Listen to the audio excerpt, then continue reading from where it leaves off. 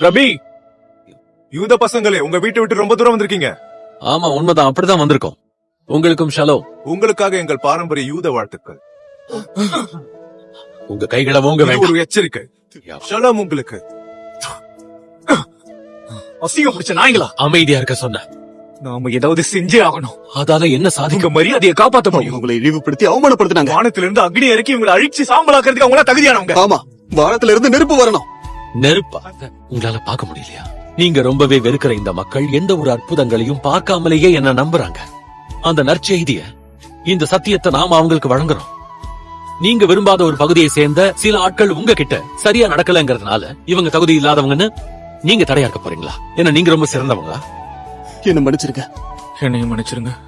நாம மத்தவங்களை கூட்டி சேர்க்கிறப்ப நீங்க காட்ட வேண்டிய வழி என்னன்னா தாழ்மையா இருக்கிறது. நீங்க 2 பேரும் கடல்ல வீசுற புயல் போல இருக்கீங்க. ஒவ்வொரு திருப்பத்திலையும் உங்க மார்பில இருந்து இடி முழக்கம் வெடிக்குது. சொல்ல போனா இனிமே உங்களை நான் அப்படித்தான் அழைக்க போறேன்.